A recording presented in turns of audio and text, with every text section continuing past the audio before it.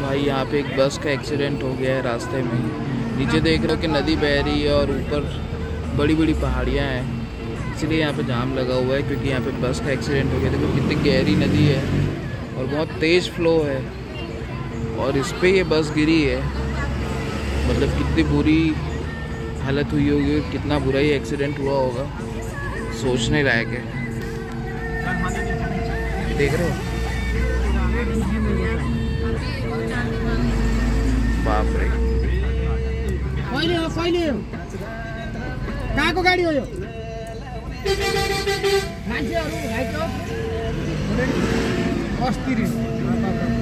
कहाँ का? बाप रे, फुल एक्सीडेंट हो गया भाई। आई होप भाई कि जो भी उस गाड़ी के अंदर में बैठा था हर कोई आदमी सेफ होगा, कोई ज़्यादा इंजर्ड नहीं हुआ होगा। हम लोग भी अपने ड्राइवर को बहुत ज़्यादा केयरफुली चलाने बोल रहे हैं, पर ये रास्ते ही ऐसे हैं कि क्या ही कर सकते हैं भाई अब इसका। फ़िलहाल हम लोग काठमांडू की तरफ जा रहे हैं। आप लोगों ने पिछले वीडियो में देखा था कि हम लोगों ने मनोकामना देवी मंदिर के दर्शन किए थे, जो कि पहाड़ के ऊपर स्थित है, और वहाँ तक हम लोग केबल कार से गए थे। बहुत ज़्यादा मज़ा आया था भाई। अगर वो वाला वीडियो किसी कारण से छूट गया है तो उसका जो लिंक है वो आपको डिस्क्रिप्शन बॉक्स में मिल जाएगा सबसे ऊपर में। फ़िलहाल हम लोग इस पूरे रास्ते को एंजॉय करते हुए जा रहे हैं। तो भाई अब काठमांडू पहुंचने से पहले एक बार पशुपतिनाथ जी का नाम हो जाए। हर हर हर महादेव। पशुपतिनाथ भगवान की जय। हर हर महादेव। हर हर महादेव। तो भाई फाइनली काठमांडू पहुंच चुके हैं। शाम के 7:30 बजे का टाइम हो रहा है और सबसे पहले हम लोग आ गए हैं, होटल भी नहीं गए हैं अभी। सबसे पहले काठमांडू पहुंचते ही आ गए हैं भगवान पशुपतिनाथ जी के दरबार में। तो भाई सामने है भगवान का दरबार, एक बार आप लोग भी देख लो अच्छे से और मेरे साथ में बोलो नमः पार्वती पते हर हर हर महादेव। तो भाई जो कोई भी ये वीडियो देख रहा है ना, कमेंट सेक्शन पे हर हर महादेव लिखे बिना बिल्कुल भी मत जाना। अभी रात में एक बार दर्शन कर लो, उसके बाद सुबह अच्छे से दर्शन कराऊंगा इस पूरे प्रीमाइसेस के। फिलहाल हम लोग जा रहे हैं अपने होटल। तो गाइस ये है हमारा होटल जहाँ पे हम लोग काठमांडू में रुके हुए हैं, होटल घंगरी इंटरनेशनल। काफ़ी अच्छा होटल है, मेन मार्केट एरिया के आसपास में है। ओवरऑल अगर मैं बात करूँ तो हर एक चीज़ यहाँ पे आपको इस होटल में मिल जाएगी। लिफ्ट है, स्टेयरकेसेस हैं, हर एक फ्लोर पे कॉमन डाइनिंग एरिया है जहाँ पे आप अपने ग्रुप के साथ में बैठ के या अपनी फैमिली के साथ में बैठ करके लंच या फिर डिनर या ब्रेकफास्ट वगैरह कर सकते हैं। हालांकि जो मेन रेस्टोरेंट है वो नीचे अलग से है, वहाँ पे भी काफ़ी बड़ा डाइनिंग एरिया है।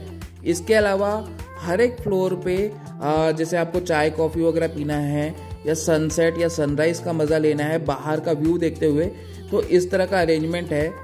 फ़िलहाल हमारा रूम दिखा देता हूँ आप लोगों को। ये वाला जो रूम है सामने जो दिख रहा है वो मेरा रूम है। रूम के बाहर देखो CCTV कैमरा वगैरह भी लगा हुआ है, तो काफ़ी सेफ है ये होटल। अंदर से रूम दिखा देता हूँ। देखो टीवी है, स्टडी लैम्प है, अलग से एक स्टडी टेबल और एक सेमी सोफ़ा जिसको आप बोल सकते हैं। कबर्ड वगैरह में बहुत प्यारी नक्काशी है। ओवरऑल रूम का जो एम्बियंस है, जो लाइटिंग, जो कलर है यहाँ पे वॉल्स का, और जो मास्टर बेड वगैरह है उसकी अरेंजमेंट काफ़ी ज़्यादा डिसेंट है। काफ़ी डिसेंट क्या, काफ़ी लग्जरी है। तो बहुत ज़्यादा मज़ा आया, कल रात को यहाँ पे रुके हुए थे। तो भाई हमारा काठमांडू का साइट सीन आज का फुल डे का शुरू हो चुका है और सबसे पहले आ चुके हैं भगवान पशुपतिनाथ जी के दरबार पे। तो भाई पार्किंग से अब हम लोग पैदल जा रहे हैं। आसपास रुद्राक्ष वगैरह की बहुत सारी दुकानें हैं। स्पेशली रुद्राक्ष वाली दुकान में बहुत ज़्यादा तगड़ी बार्गेनिंग करिएगा। मतलब 1000 की चीज़ आप 300 में खरीद सकते हैं, इतनी ज़्यादा बार्गेनिंग करिएगा। और हाँ, जब ये प्राइसिंग बताते हैं तो नेपाली करेंसी और इंडियन करेंसी का विशेष ध्यान रखिएगा। मंदिर के बाहर फूल प्रसाद की बहुत सारी दुकानें हैं जहां आपको बहुत सही रेट में फूल प्रसाद वगैरह का जो पूरा सेट है वो मिल जाएगा। गैस पशुपतिनाथ मंदिर भारत और नेपाल दोनों ही जगह के धार्मिक दृष्टिकोण से बहुत ज़्यादा महत्वपूर्ण है और इन दोनों ही जगह की अपनी अलग अलग मान्यताएं हैं। नेपाल के धर्मनिरपेक्ष राष्ट्र बनने के पहले तक ये यहाँ के राष्ट्रीय देवता का मुख्य मंदिर माना जाता था। ये नेपाल का सबसे फेमस टूरिस्ट स्पॉट भी है, लेकिन इस मंदिर के अंदर प्रवेश सिर्फ हिंदू धर्म को मानने वालों को मिलता है। जो फॉरेनर्स हैं या जो दूसरे धर्म के अनुयायी हैं वो बागमती नदी के दूसरी तरफ से इस मंदिर को देख सकते हैं, मंदिर के अंदर प्रवेश नहीं कर सकते। तो चलिए अब अंदर चलते हैं और दर्शन करते हैं भगवान पशुपतिनाथ के। तो दोस्तों, हमारे हिंदू धर्म के अनुसार जो मान्यता है उसकी एक बहुत फेमस कहानी है जो आप में से अधिकांश लोग जानते होंगे कि जब पांचों पांडव महाभारत के युद्ध के बाद स्वर्ग की ओर जा रहे थे, तब भगवान शिव ने उन्हें हिमालय के क्षेत्र में एक भैंसे के रूप में दर्शन दिया। तब भीम ने उस भैंसे की पूंछ को पकड़ लिया। जहाँ पे उस भैंसे की पूंछ थी वहाँ पे केदारनाथ मंदिर का निर्माण हुआ, और जहाँ पे उस भैंसे का सर निकला वहाँ पर पशुपतिनाथ जी के मंदिर का निर्माण हुआ। तो दोस्तों, नेपाल के पौराणिक महत्व के अनुसार एक बार भगवान शिव अपने शिवगणों के साथ में बनारस अर्थात काशी नगरी से आकर यहाँ नेपाल में बागमती नदी के किनारे कुछ सालों तक निवास किए। इसी दौरान कुछ भक्तों ने उन्हें पहचान लिया, तो भगवान शिव ने एक सांभर का रूप धारण कर लिया और वो बागमती नदी में कूद पड़े। तब उनके सींग के 4 टुकड़े हो गए और उसी 4 टुकड़ों से यहाँ स्थित पशुपतिनाथ जी के शिवलिंग का निर्माण हुआ। तो गाइस, हम लोग दर्शन करके आ गए हैं। मेन मंदिर के अंदर में किसी भी प्रकार का मोबाइल या कैमरा अलाउड नहीं है। आप अपने साथ में रख सकते हैं लेकिन उसे यूज़ नहीं कर सकते। तो अभी हम लोग हमारे बाकी ग्रुप मेंबर्स का वेट कर रहे हैं और फोटोज़ वगैरह खिंचा रहे हैं। फ़ोटोज़ और रील्स वगैरह जो हैं आपको इंस्टाग्राम पे मिल जाएगी। इंस्टाग्राम की जो आईडी है आपको स्क्रीन पे शो हो रही है। तो गाइस, भगवान पशुपतिनाथ जी के मंदिर के दर्शन के बाद अब हम लोग आ पहुँचे हैं बुध नीलकंठ मंदिर। इसे कुछ लोग बुधानिकनाथ मंदिर भी कहते हैं। इसका एक और नाम है जल नारायण मंदिर, क्योंकि यहाँ भगवान विष्णु की एक बहुत विशाल प्रतिमा जल में लेटे हुए है। बाहर पार्किंग एरिया से अंदर 4 व्हीलर अलाउड नहीं है। जब आप पैदल जाएंगे तो आपको रास्ते में एक बहुत बड़ा ठंडे कपड़ों का मार्केट मिलेगा। यहाँ आपको इस ठंडे कपड़े के मार्केट के अलावा कुछ अन्य दुकानें भी मिलेंगी, जिनमें फल फूल की दुकानें और कुछ खाने पीने के होटल भी शामिल हैं। यहाँ जल नारायण मंदिर के बारे में बहुत सी कहानियाँ प्रचलित हैं, जिनमें से कुछ खास कहानियाँ मैं आपको बता देता हूँ। एक कहानी के अनुसार एक बार एक किसान और उसकी पत्नी को खेत में काम करते वक्त भगवान विष्णु की इस प्रतिमा से आमना सामना हुआ। जब उनका पांव इस प्रतिमा पर लगा तो चारों तरफ खून फैल गया। तब इस मूर्ति की खोज की गई और व्यवस्थित रूप से इस मूर्ति और इस मंदिर की स्थापना करवाई गई। कुछ लोकल्स ये भी बताते हैं कि यहाँ के राज परिवार को एक श्राप मिला है, जिसकी वजह से यहाँ के राज परिवार का कोई भी सदस्य यहाँ इस मंदिर में स्थित मूर्ति के दर्शन नहीं कर सकता है। आज यहाँ कुछ बच्चे आए हैं जो वॉलेंटियर कर रहे हैं। ऊपरी हिस्से में पहुंचने के बाद आपको लाइन लगाकर मंदिर के अंदर प्रवेश मिलता है। मुख्य मंदिर के अंदर किसी भी प्रकार की फोटोग्राफी या वीडियोग्राफी अलाउड नहीं है, लेकिन बाहर से आप मूर्ति के फोटो वीडियोस ले सकते हैं। जैसा कि आप देख सकते हैं कि भगवान विष्णु की लगभग एक 5 मीटर लंबी प्रतिमा जल के ऊपर लेटे हुए मुद्रा में है। इस ताल की लंबाई लगभग 18 मीटर की बताई जाती है। यह प्रतिमा नेपाल में स्थित सभी विष्णु मंदिरों में से सबसे बड़ी और सबसे सुंदर बताई जाती है। तो गाइस, अब पूरा शहर क्रॉस करके ना हम लोग आ चुके हैं स्वयंभूनाथ स्तूपा और बौद्धनाथ स्तूपा के दर्शन करने के लिए। ये दोनों प्लेस एक ही जगह पे हैं और ये शहर के बाहर एक पहाड़ी एरिया पे स्थित है। ये यहाँ का मेन एंट्रेंस है। यहाँ से आप टिकट कटवाते हैं और अंदर जाते हैं। कैमरा वगैरह के लिए कोई भी अलग से चार्जेस नहीं है। अंदर घुसने के बाद सामने एक बहुत खूबसूरत बुद्ध जी की प्रतिमा दिखती है, जो कि कमल के फूल के ऊपर बैठी हुई है, और नीचे एक आर्टिफिशियल झरना बना हुआ है, एक फाउंटेन आप बोल सकते हैं, जिसके आसपास बैठ के लोग फोटोज़ वगैरह खिंचवाते हैं। यहीं पे सामने एक छोटा सा पॉन्ड जैसा बना हुआ है, जिसके बीचों बीच भी भगवान बुद्ध की एक बहुत प्यारी सी प्रतिमा है, और वहाँ पे लोग सिक्के वगैरह फेंक के मानता मांगते हैं, मतलब वो अपनी मन्नत मांगते हैं। ऐसा बताया जाता है कि जब यहाँ पे इस मंदिर का निर्माण हो रहा था, उस दौरान यहाँ पे बहुत बड़ा अकाल पड़ा था, और तब इस मंदिर का निर्माण ओस की बूंदों से हुआ था। तो ये जगह बहुत खास है, खासकर उन लोगों के लिए जो लोग बुद्धिज़्म में मानते हैं और यहाँ पे पूरी दुनिया से टूरिस्ट आते हैं। जैसे कि आप देख सकते हैं आसपास बहुत सारे खूबसूरत बौद्धिज्म मंदिर के जो इंफ्रास्ट्रक्चर्स हैं वो बने हुए हैं।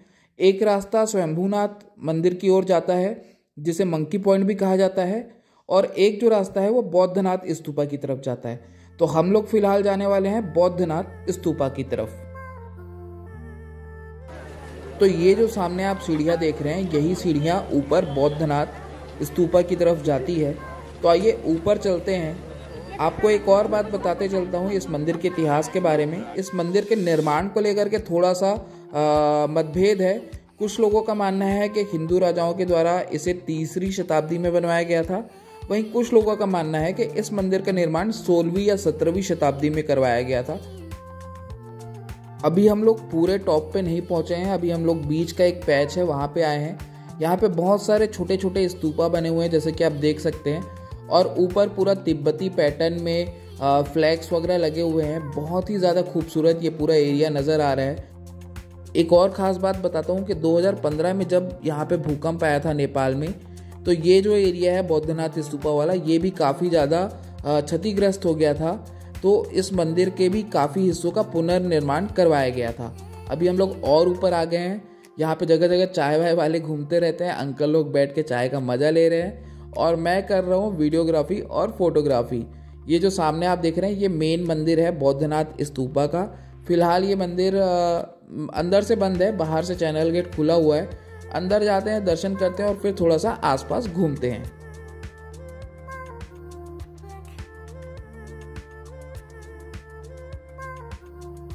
ये बेल्स देखने में जितनी खूबसूरत लगती है ना, उससे कहीं ज़्यादा आनंद आता है जब आप इनको घुमाते हैं और इनसे जो साउंड निकलता है, जो वेव्स निकलती हैं, वाकई मन बहुत ज़्यादा शांत हो जाता है। एक और ख़ास बात बता दूं कि ये जो बेल्स होती हैं इन पे बहुत सारे मंत्र लिखे होते हैं, और जब आप एक बार एक बेल को घुमाते हैं तो आप एक तरह से लाखों मंत्रों का उच्चारण करते हैं।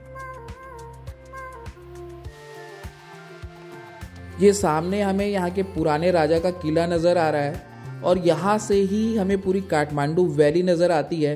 ये एक्चुअल में साइट सीइंग का एक पॉइंट भी है, काठमांडू वैली व्यू पॉइंट। देखो दूर दूर तक फैला हुआ काठमांडू शहर यहाँ से कितना खूबसूरत दिख रहा है।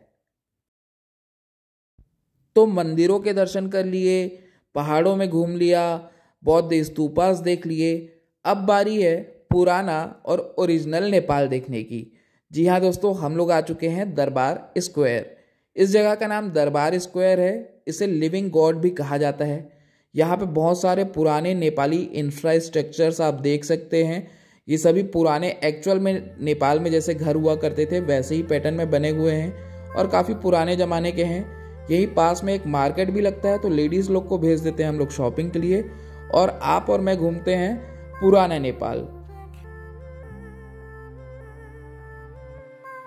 यहाँ पे बहुत सारी पुरानी इमारतें हैं, और दरबार स्क्वायर में एक्चुअल में आपको टिकट भी लेना पड़ता है जब आप मार्केट एरिया की तरफ जाते हैं। फिलहाल हम लोग तो मार्केट एरिया नहीं जा रहे। देखो कितना खूबसूरत सा मंदिर है, एकदम प्राचीन पैटर्न में बना हुआ। ऐसे ऐसे यहाँ पे बहुत सारे मंदिर हैं, और ये जो पूरा एरिया है ना, अगर मैं आपको सीधे सीधे शब्दों में बताऊँ तो अगर आप दिल्ली से हैं तो ये पुरानी दिल्ली है, आप भोपाल से हैं तो ये पुराना भोपाल है, आप रायपुर से हैं तो ये गोल बाजार है। देखो इसी की बात कर रहा था। शॉपिंग वगैरह तो होती रहती है हर जगह पे, लेकिन ये चीज़ें देखने को नहीं मिलती हैं। कितनी प्यारी प्यारी पुरानी इमारतें हैं एक दूसरे से सटी हुई। उसके आसपास में देखो ऐसे छोटे छोटे मंदिर हैं, उन मंदिरों के आसपास में कुंड बने हुए हैं। कुंड तक पहुंचने के लिए नीचे जाती हुई सीढ़ियां हैं, और उन सीढ़ियों के बगल पे ये जो जल का प्रवेश द्वार देख रहे हो आप, अक्सर नदियों के उद्गम स्थल पे ऐसी चीज़ें देखने को मिलती हैं। इधर देखो, ये जो है ना, ये माँ वैष्णो देवी का मंदिर है, और यहाँ पे ना हर 2-4 घर के बाद आपको ऐसे कुछ न कुछ पुराने मंदिर दिख जाएंगे जो किसी न किसी हिंदू देवी देवता के होंगे। तो गाइस क्या होता है ना कि हर इंसान का अपना एक अलग पॉइंट ऑफ व्यू होता है चीज़ों को देखने का, और हर एक चीज़ हम वीडियो के माध्यम से आपके साथ में शेयर भी नहीं कर सकते, क्योंकि आपका पॉइंट ऑफ व्यू अलग हो सकता है या वीडियो का जो थीम है वो अलग हो सकता है। तो अब कुछ देर मैं इस पुराने नेपाल एरिया में रुकता हूँ, यहाँ की चीज़ों को एक्सप्लोर करता हूँ, अपने नज़रिए से देखने की कोशिश करता हूँ। कुछ एक फ़ोटो शायद लूँगा जो आपको इंस्टाग्राम पे देखने को मिल जाएगी, और हम लोग मिलते हैं अगले वीडियो में। Till then bye bye.